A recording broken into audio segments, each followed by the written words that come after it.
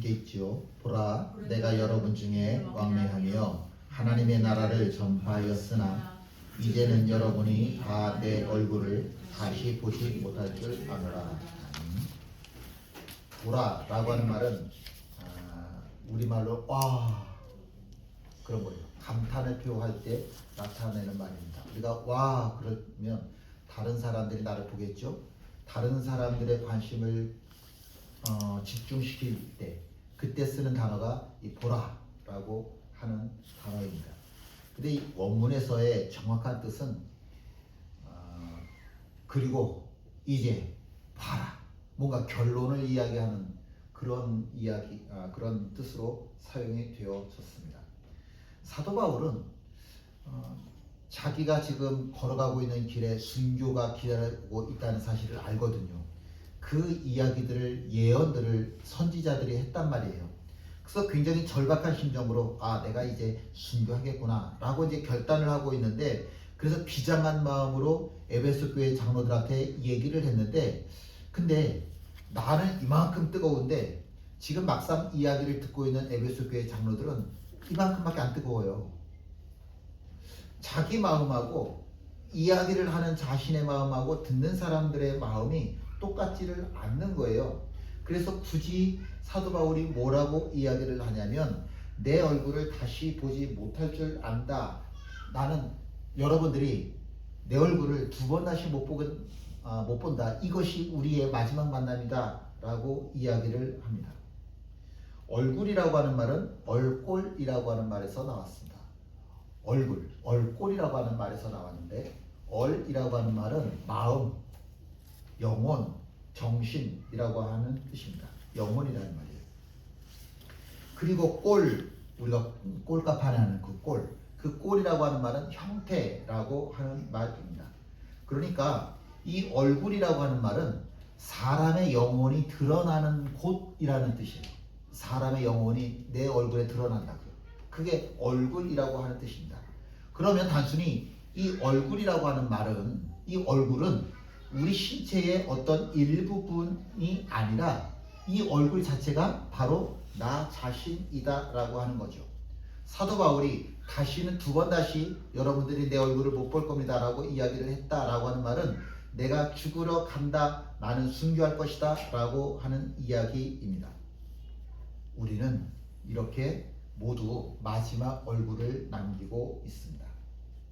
어제 저희 처갓집 식구들이 저희 집에 왔었는데, 어쩌면 그러면 안 되겠지만 어쩌면 어제 본 얼굴이 마지막 얼굴이 될 수도 있잖아요.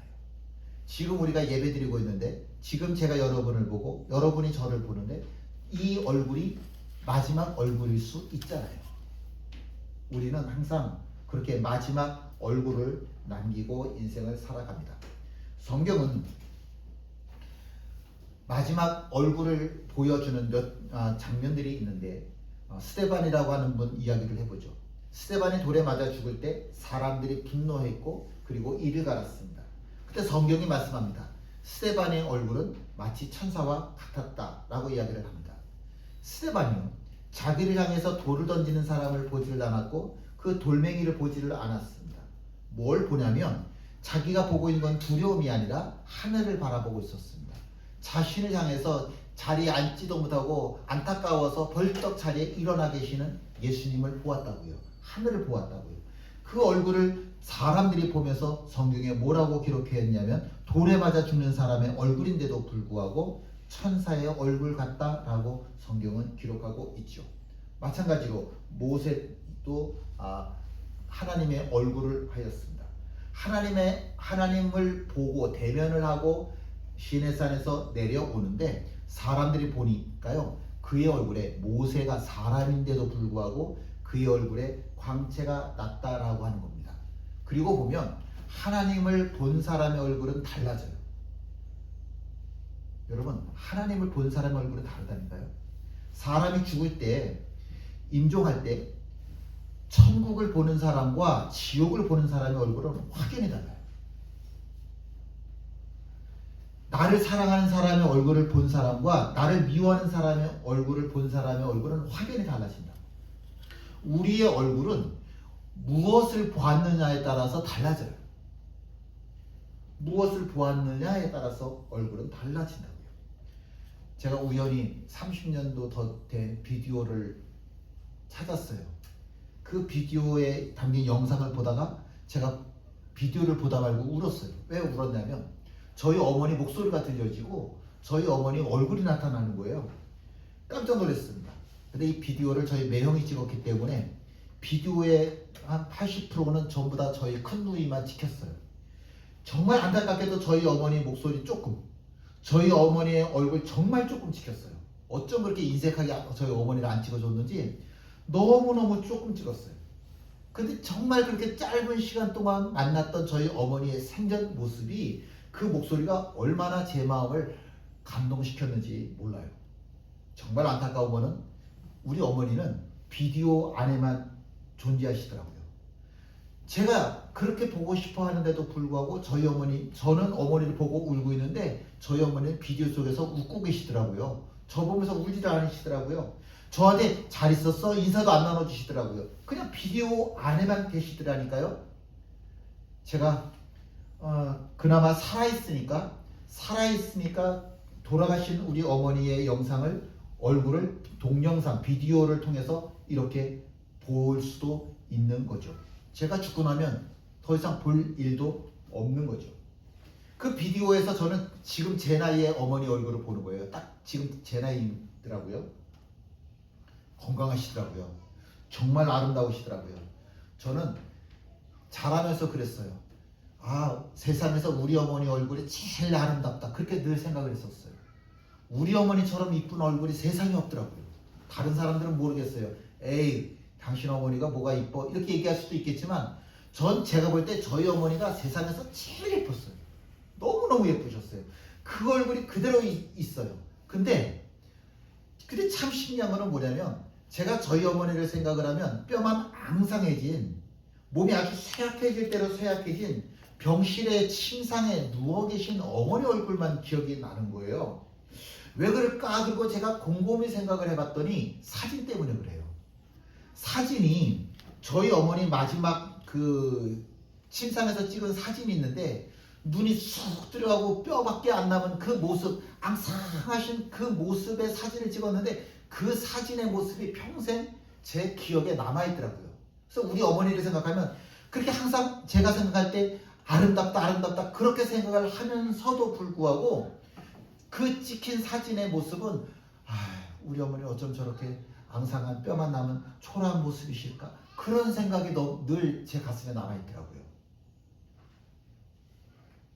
저는 정말로요, 제 어머니의 모습을 가장 아름다운 모습으로 기억하고 싶어요. 그런데 그 마지막 남아있는 사진이 제 모든 기억을 다 뒤엎어 버렸어요. 여러분, 제가 죽고 나면 여러분들은 저를 어떤 얼굴로 기억을 해주실까? 제가 죽고 나면 이제 영정사진이라고 하는 걸 찍겠죠. 그럼 제 자녀들은 어떤 사진을 제 영정사진으로 갖다 놓을까? 초라한, 정말 뼈밖에 안 남은 그런 사진은 침상에 누워있는 모습을 영정사진으로 해놓을까? 아니면 해맑게 웃던 모습으로 얼굴을 그런 사진 영정사진으로 놓을까? 제 얼굴이 두려움에 사로잡힌 얼굴일까? 아니, 여러분들이 기억하시는 제 얼굴이 두려움에 사로잡힌 얼굴일까? 아니면 하나님을 바라보던 그런 얼굴로 저를 기억을 해주실까? 이 얼굴이라고 하는 말은요, 히라보로 보면 방향이라고 하는 뜻이 있어요. 눈이라고 하는 뜻이 합성어예요. 눈이 바라보는 곳을 얼굴이라고 해요. 눈이 바라보는 곳. 그러니까 눈은 우리 얼굴에 보세요. 제일 중앙에 있는 게 눈이에요. 그래서 제가 어디를 보고 싶으면 눈을 먼저 이렇게 돌려요. 그러면 제 얼굴이 돌아가고 제 얼굴이 돌아간 곳을 향해서 제가 걸어가는 겁니다. 삶이라고 하는 것은 내가 보고 있는 것을 향해서 걸어가는 게 삶이에요. 내 눈이 보고 있는 곳을 향해서 제가 걸어간다고요. 그게 삶이라고, 그게 인생이라고. 눈은 또 마음의 창이라고 이야기를 하죠. 제가 말로 다 표현할 수 없는 게 뭘로 다 표현되어지냐면 제 이 눈으로 표현이 되어지죠.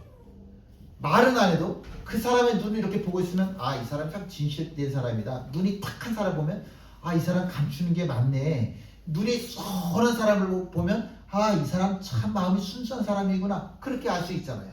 눈은 마음의 창이라 내 속에 있는 모든 것들을 다 보여준다고. 그런데 어느 순간에 이게 다 멈추냐면 죽음이라고 하는 것을 경험하는 순간, 내가 죽으면 내 눈은 더 이상 아무것도 말을 안 해줘요. 아무것도 말을 안 해줍니다. 사도 바울이 에베소 교회 장로들에게 뭐라고 이야기했다고요? 두 번 다시 내 얼굴을 보지 못할 겁니다 라고 이야기를 합니다. 지금 내 얼굴을 보라는 얘기예요. 지금 내 얼굴을 보라고.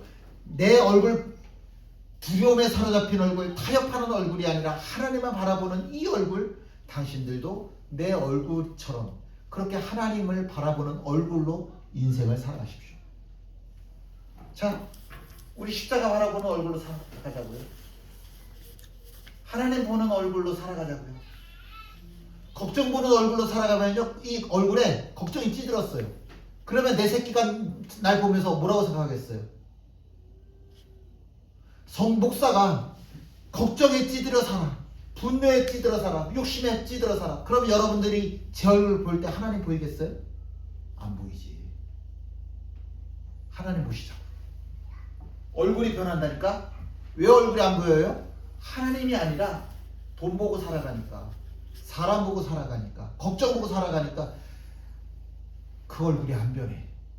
얼굴이 변하면 인생이 변해요. 얼굴이 변하면 인생이 변한다.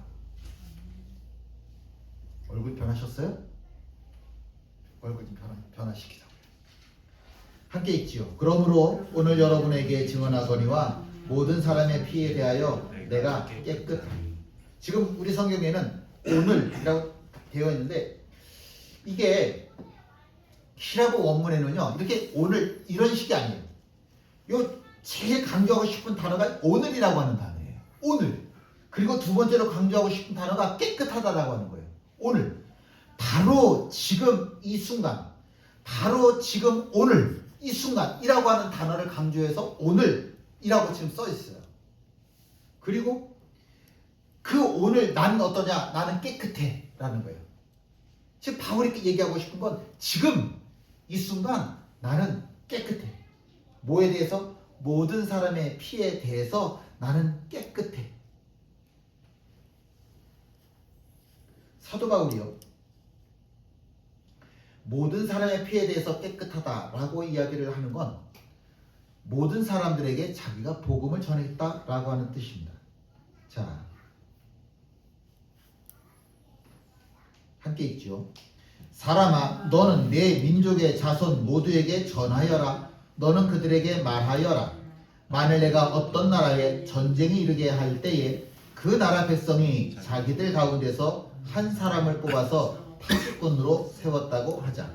이 파수꾼은 자기 나라로 적군이 접근하여 오는 것을 보고 나팔을 불어 자기 백성에게 경고를 하였는데도 어떤 사람이 그 나팔 소리를 분명히 듣고서도 경고를 무시해서 적군이 이르러 그를 덮치면 그가 죽은 것은 자기 탓이다. 그는 나팔 소리를 듣고서도 그 경고를 무시하였으니 죽어도 자기 탓인 것이다. 그러나 파수꾼의 나팔 소리를 듣고서 경고를 받아들인 사람은 자기의 목숨을 건질 것이다. 그러나 만일 그 파수꾼이 적군이 가까이 오는 것을 보고서도 나팔을 불지 않아서 그 백성이 경고를 받지 못하고 적군이 이르러 그들 가운데 어떤 사람을 덮쳤다면 죽은 사람은 자신의 죄 때문에 죽은 것이지만 그 사람이 죽은 책임은 내가 파수꾼에게 묻겠다. 옛날에는 파수꾼이 얼마나 중요한 자리였는지 몰라요. 사람들이 성 안에 모여 살잖아요. 이 사람들의 목숨을 책임지는 1차적인 책임이 파수꾼에게 있었습니다. 우리나라는 도시 근방에 어디를 가도 산이 있어요. 근데 외국에 나가보면 산이 그렇게 많지를 않아요. 도시에서 한참 벗어나야 산이 하나 있어요. 도시에서 또 한참 벗어나야 산이 하나 있어요. 그러니까 이게 어디를 가든지 간에 지평선이라고 하는 게 있고, 그 지평선에서 뭘 하든지 파수꾼이 보면 다 보이는 거예요.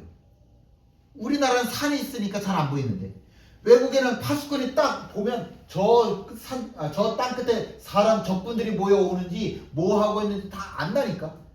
그러면 적군을 발견했어. 그럼 파수꾼이 뭘 해야 돼요? 나팔을 불어야 돼요. 나팔 소리를 들으면 성 안에 있는 사람들은 나가서 싸울 준비를 하든지 아니면 도망을 가든지 내 생명을 지킬 무언가 행동을 하겠죠. 근데 파수꾼이 저기서 일어나는 상황을 뻔히 알면서도 불구하고 나팔을 불지를 않았어.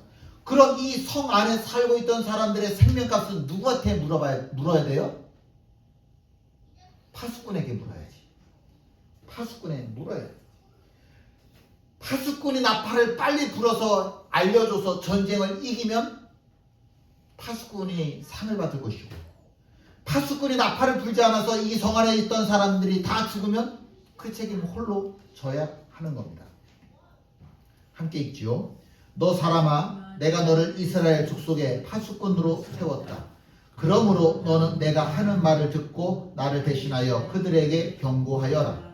내가 악인에게 말하기를 너는 반드시 죽을 것이다 하였는데도 내가 그 악인에게 말하여 그가 악한 길을 버리고 떠나도록 경고하지 않으면 그 악인은 자신의 죄가 있어서 죽을 것이지만 그 사람이 죽은 책임은 내가 너에게 묻겠다.